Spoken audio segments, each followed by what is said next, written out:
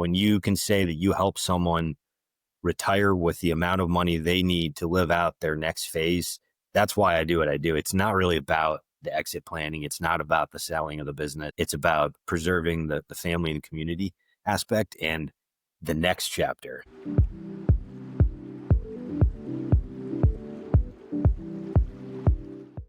Hey, everybody, and welcome to the show. Man, I'm glad to have you here. My name is Tiffany Alexander, and this is Unveiling Journeys. Let me tell you just a brief moment about me.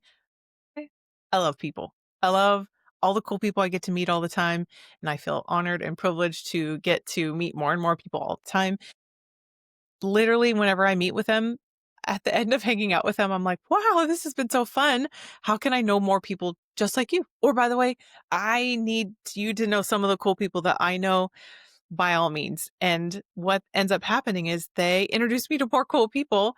And then some of them have phenomenal products and things that they're doing or the journey that they've been on. And I absolutely cannot contain knowing them, meaning like I need the world to know them. I want to put them on the show. And that was why the show was born. And so with that, I could hang out with some really cool people and I want you to know about them. And today, I have a great guest for you. And I want to tell you all about him. Actually, I'm going to let him tell you all about him. So thank you, James, so much for coming on the show. Tell everybody who you are and what you're up to right now. Yeah, great to be here. James Gorzynski with Certified Exit Planners and New Leaf Brokerage.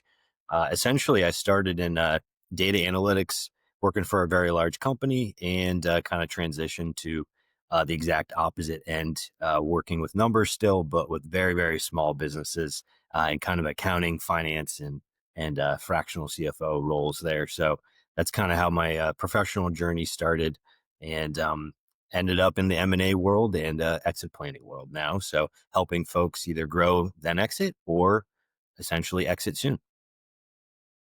I love that.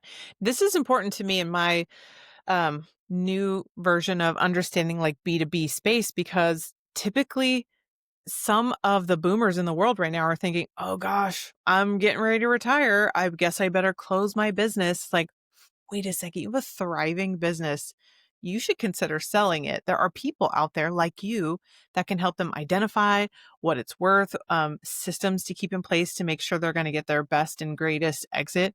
Because if the business can't already run without them, like that's its own thing. But knowing that you have these systems in place to be able to let someone walk into meeting you to help them assess and regulate and put all these things so that way they can actually hand that over or even like you said M&A, so the merging aspect of it is so neat. And I love that I didn't even know this existed and now I'm like, I want to hang out with more M&A people because this is so needed. And if people don't know what they don't know, then by golly, they need to know you. And I like the work that you're doing so much. So let's do this though. Let's start from the beginning. Like, where are you from? And what did you, I don't know, what do you want to be when you grew up? Like, what'd you go to school for? Let's start from there. We got plenty of time. So tell me all about it. Yeah, absolutely. I'm from Western PA, Erie, Pennsylvania, kind of in the middle of Cleveland, Buffalo, and Pittsburgh. So kind of the Rust Belt, salt of the earth people, really, really poor weather. My hometown ranks top 3 every year in snowfall. So that's in the 48 states. So that's always fun. But the summers are absolutely gorgeous. And just got back from a tournament with my dad playing some golf. So it's a really cool area. If you've ever heard of Welch's, one of their biggest plants is in my hometown of 5,000 people. So little tidbit there for you. But grew up in that area and moved to the Carolinas about 15 years ago and absolutely loving it. And I'm very blessed to have the opportunity to move to a great area with a lot of great people. Oh my goodness, that's awesome. So when you were a kid and you were like, oh my gosh, I'm going to go do this thing.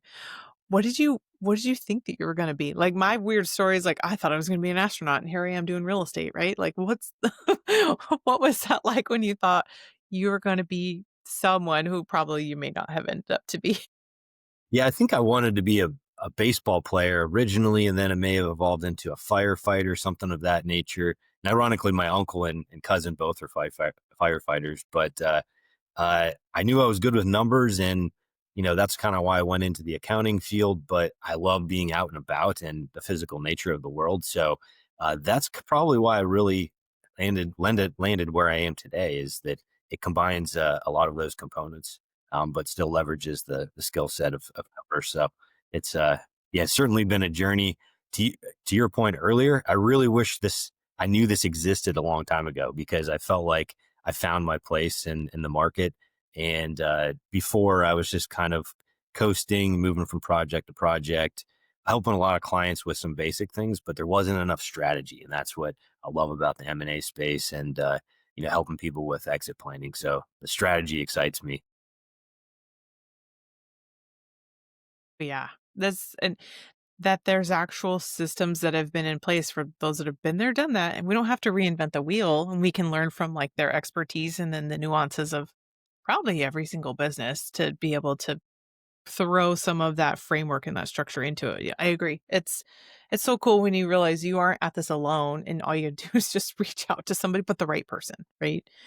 Absolutely. Okay, so let's talk about a little bit of like what did okay, loving numbers, I relate. I love that. Because they don't lie. That's what I love about numbers. Like you can just numbers all day long. Unless you're into this weird theory, statistical. No. What really works for people? What did you end up going to school for?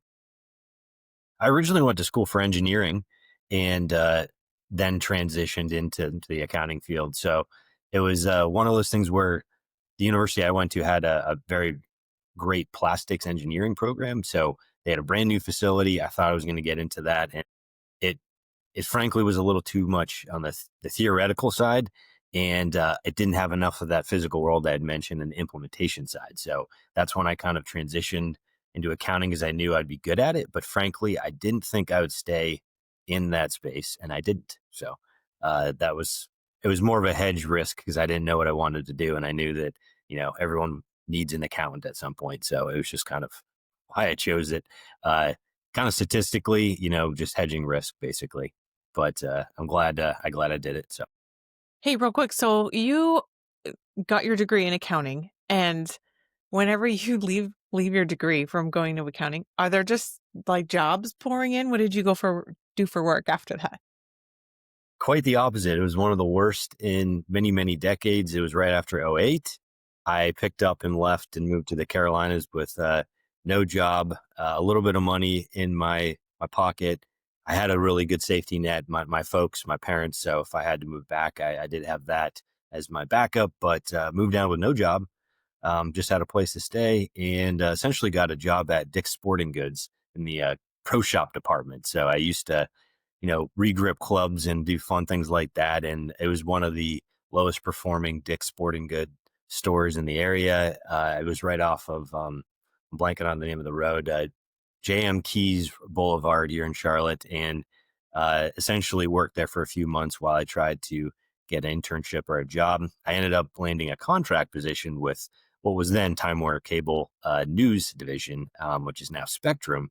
So basically, the advertising department, and started at the bottom there, and just kind of worked my way up into the FP&A team and the data analytics and all that. And so it was actually one of the worst times to enter the job market. Well, that just proves that you can make it through some of the craziest things, right? We all had to reinvent ourselves back, Absolutely. my dear. So going into that line of work, you're like, well, I mean, I'm working with numbers still. Like, what were some like highs and lows of moving on from that? We had a big team and a lot of resources and some cool systems. However, a lot of them were somewhat outdated and fragmented. So it taught, I learned a lot about bringing heavy data sets together and then essentially compiling basic, simple reports to then provide to our sales team to then manage the roughly 800 million in sales that we did in the advertising department. So it was a lot of fun. I worked with a lot of great people, still stay in touch with a few of them to this day. And, it was um, one of the most memorable parts of my life, I would say, in my career. So I really enjoyed it. And, wouldn't mind, going back for a little bit and, talking about what some of our old systems, one of them I remember was called MERP or something like that. Every system internally has this funny, acronym, just like anything else in, the military or, any other corporate environment. So it was kind of fun, but Oh man, what was that like? Transitioning from leaving there, what was the next opportunity that popped up? Well, the one thing that was lacking was the hands-on approach with the business owners. So I supported a large team, but the sales team was really the only team that interacted with the business owners. The customers, the end customer essentially were business owners looking to advertise on your local network.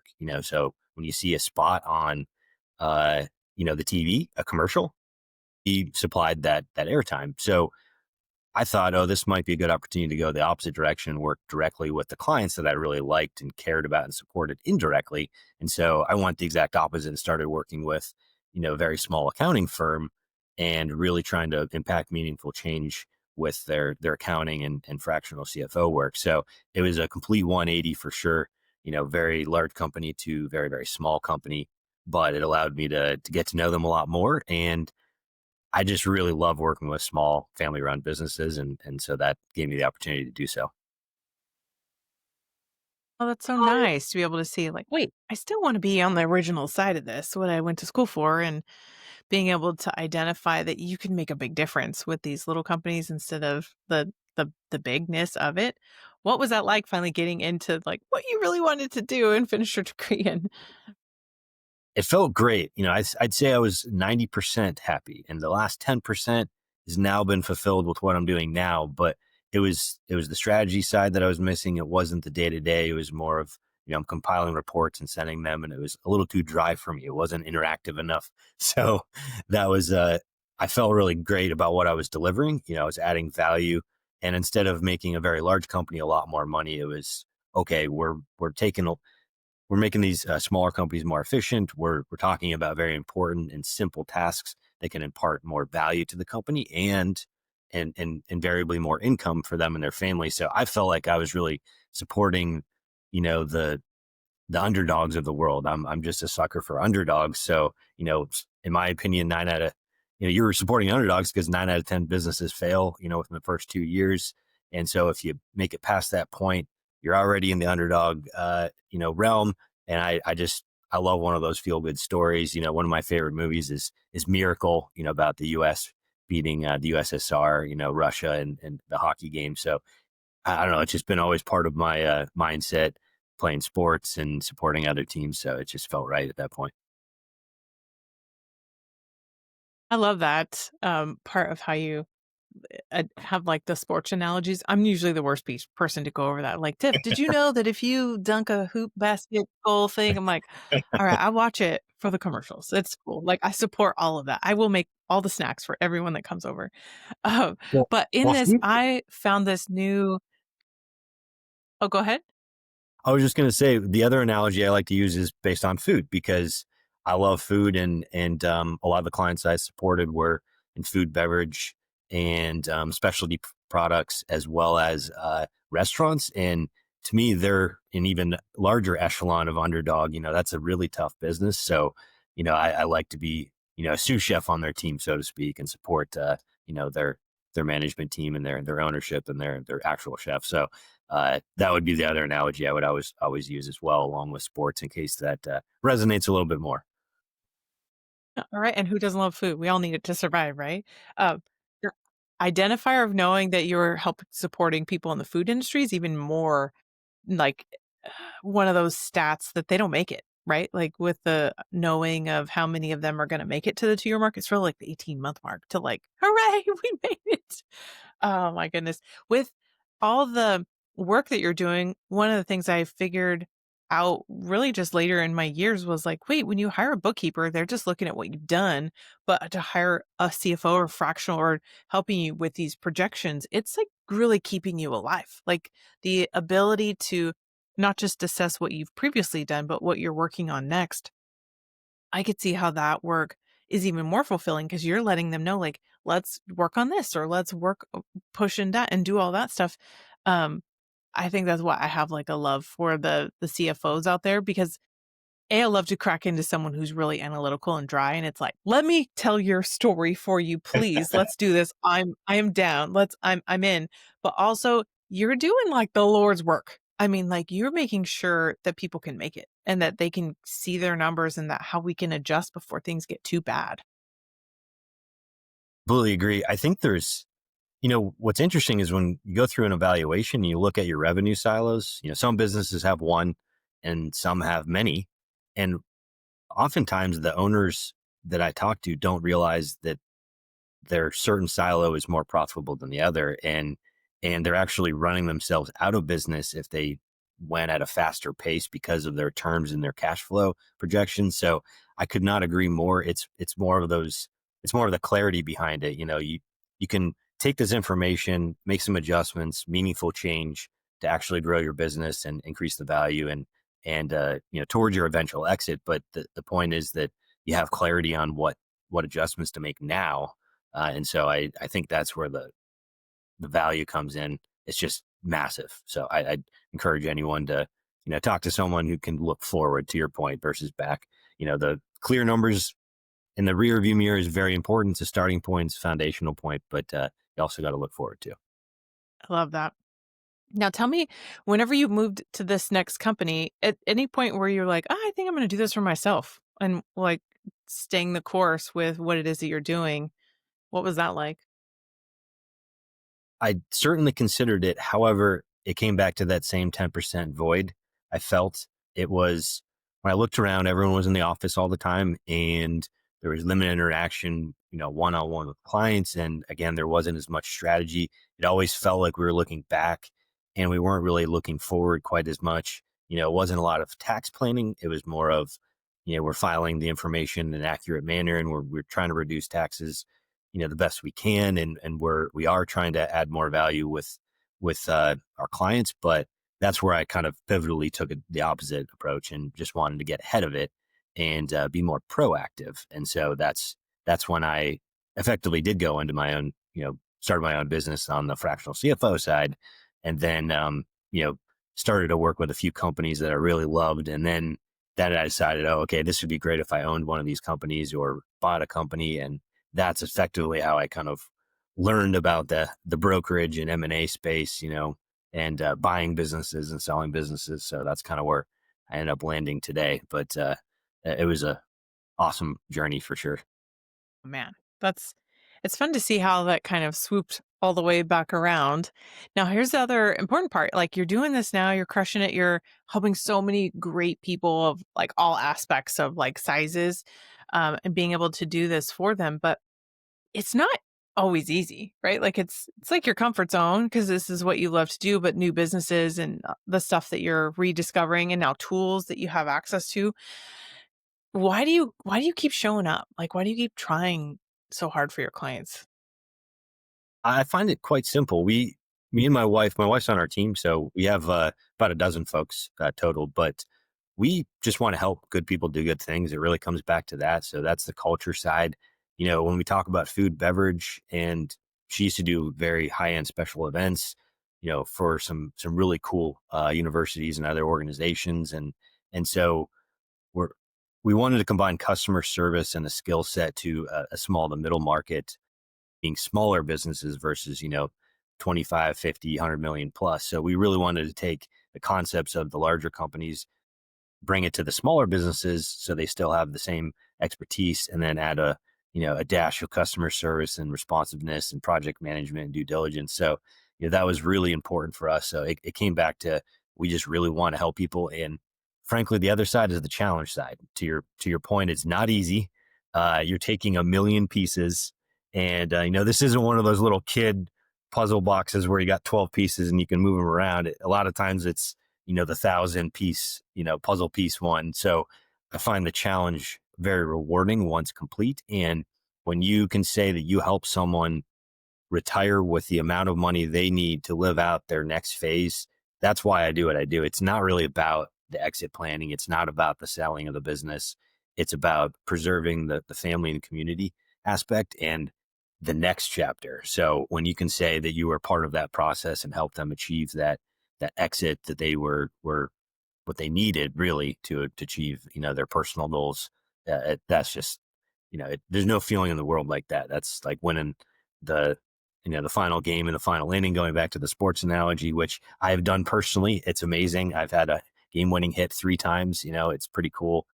Or going back to the food analogy, you call the chef out to the table and say, hey, we had a special event with our, our 50-year anniversary for our grandparents, and you just absolutely killed it. Like that's how it feels to me. So that's why I'm in what I'm in. I love that so much. And the idea that you're not just thriving and for the thrill of this challenge, but you care so deeply about like all sizes to be able to get them to what it is that they need. But right now, the generation that is seeking an exit or is needing that to be able to pass that on or just like close that chapter of their life is bigger than any of the generations right now. So it's like the work that you're doing is so, so needed right now to help people get to that point. And it's not like a 20-minute conversation and a week long seal a deal. This is like years of potential or months of potential lead up to be able to get the best possible case scenario, which is why I'm like, please, everybody right now, you have to go reach out and meet with James. So tell everybody what's like your favorite way you want people to come find you. Honestly, it's, shoot me a text or give me a call. I'm very much a conversation person because I want to learn your story. How did you start the business? I want to know your why. And, your why probably has evolved over time. And a lot of times that can't be really accomplished through email or a website. And, preferably giving me a call, call me anytime. My direct cell phone number is 704-336-9005. So you can shoot me a text, give me a call, or we can schedule a time, grab a lunch, a coffee, etc. I really like the one-on-one aspect, getting to know folks first, and that really helps me shape the exit plan or the next phase, and it also solidifies why I'm in why I'm in the business that I'm in. So for me, that's incredibly important. If you want to shoot me an email, by all means, go ahead. If that's more efficient, I'm all about efficiency. However, I really do want to hear your story. So, just give me a call anytime. Nice. That's awesome. I like that you're so accessible for everybody that's listening right now. Totally reach out, especially if you need someone like James on your tool belt. Tell anybody that's listening still what's on the horizon for you. Yeah, some great things that are happening. We're working with more universities and conferences. So, that's been really cool. And so been very much excited and thankful for those opportunities where I'm just talking to a lot of business owners. Just think about the next steps, start building out your team. The most successful exits are going to have multiple folks on your team. That might be your CPA, your spouse, your financial advisor, an exit planner, a broker, et cetera, M&A attorney. And the other thing is I'm working on an education series, and I'm calling it the Golden Exit Series because I feel like, gold, going for the gold, so we're developing that program, that series. It's designed to be very simple, straightforward, and just high level information. So, I'll be launching that in the next few weeks, and hopefully people can take a look at that. I'm also wearing a golden jacket that is actually at my in-laws' 50th anniversary. So kind of looping that fun aspect in a little bit. So very excited about those two things that are coming up here shortly. Oh my gosh, that's so fun. I can't wait for everybody to be able to click on the links for all the fun stuff that you're doing. This is my last question. What are the little nuggets or tidbits or your favorite piece of advice you want to leave with everyone? My biggest advice is that you can't get back time. And regardless of who you're asking for help from or how you're going to develop a plan, the earlier the better. It truly means the difference. The best exit plans are started well in advance. You really want at least 2 to 5 years to have a solid exit plan. Some folks will start even earlier, but and also keep in mind exit strategy. Some people are a little afraid of the word exit. Doesn't mean you're going to necessarily exit now. And the other thing is part of an exit plan. The first question I like to ask is, is can we go an ESOP? Can we do an internal sale? So a lot of times it doesn't necessarily mean that you're selling to a third party and you're relinquishing the legacy of the business. So, I think the biggest thing I can say is start as early as possible, have those conversations with your, your ownership, if there's a partnership, et cetera, or your spouse, and figure out your ideal exit scenario and just start as early as possible and then build team members around you that can help you achieve that goal that specialize in this space. There's a lot of folks out there that can help, but anytime you use someone who does this every day, the chances of success are increased. And the other final comment I'll say is the ROI is insanely high. You invest, roughly $1 into exit planning. Most of the time, you're going to get 10, 15, 20, $50 back long term, because if you do the right things and you prepare properly, your company value can go up, 20 to 50x, or excuse me, 20 to 50% fairly quickly. It's kind of a no-brainer, I would say, but it also requires a lot of effort, and you do have to, it's got to be a two-way street as well. So exit strategy is business strategy, is what I'd say to summarize. Oh, 100%. And then the tax strategy in it. Like, if we could mitigate those to minimize to pay what you fairly owe anyway, like, oh my gosh, all the better, all the better. James, Absolutely. this chat was phenomenal. Thank you so much for your time. Thank you for sharing your heart with everybody. And I'm grateful that we got to hang out today. Everybody, go check out the links. Send James a text or give him a call. And then I look forward to seeing you guys on the next episode. So thanks, everybody. See you later. Thanks for having me. Yeah. Bye.